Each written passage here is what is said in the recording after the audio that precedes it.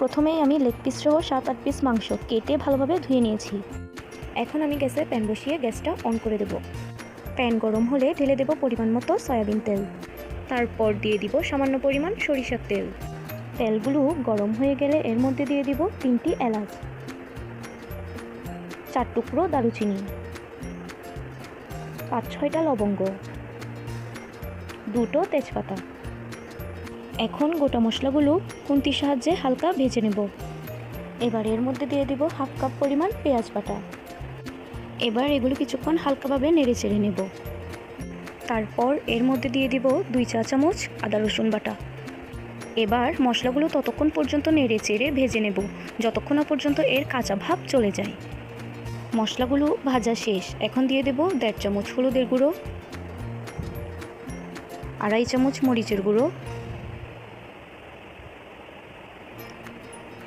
1 চামচ ধনিয়ার গুঁড়ো। মশলাগুলো কিছুক্ষণ নেড়ে চেড়ে এর মধ্যে একটু পানি দিয়ে ভালোভাবে কষিয়ে নেব। এই পর্যায়ে এর মধ্যে দিয়ে দেব পরিমাণ মতো লবণ। এখন মশলাগুলো অনবরত নেড়ে চেড়ে দেব। আমার মশলা কষানো অলমোস্ট ডান। এই পর্যায়ে চুলার ফ্লেমটা একদম লো করে দিয়ে 2 মিনিটের জন্য ঢাকনা দিয়ে ঢেকে দেব। তো 2 মিনিট পর চলে আসলাম। আপনারা দেখতেই পাচ্ছেন তেলগুলো মশলার উপর একদম উঠে এসেছে, অর্থাৎ আমার মশলা কষানো ডান। এখন এর মধ্যে দিয়ে দিব কেটে রাখা মাংসগুলো। এবার মাংসগুলো মশলার সাথে ভালোভাবে নেড়ে চেড়ে মিশিয়ে নেব। এখন এর মধ্যে দিয়ে দেব কেটে রাখা 4-5 টুকরো পোলাও পাতা।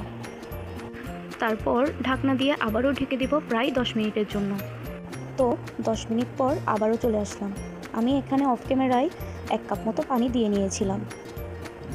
দেখুন আমার মাংস কষানো প্রায় শেষ। এখন আমি এর মধ্যে দিয়ে দেব কেটে রাখা কয়েক টুকরো আলু।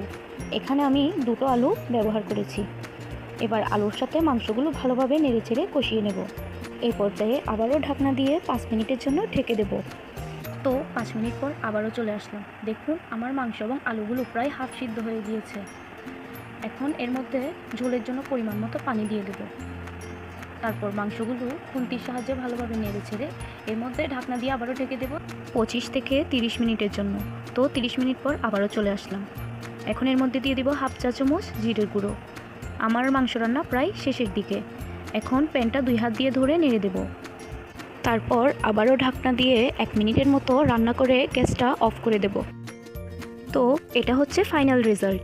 দেখুন কতটা লোভনীয় হয়েছে। চাইলে আপনারাও একবার বাসায় ট্রাই করে দেখতে পারেন। আজ এ পর্যন্তই। দেখা হচ্ছে নতুন কোনো ভিডিওতে। সে পর্যন্ত ভালো থাকবেন। আল্লাহ হাফেজ।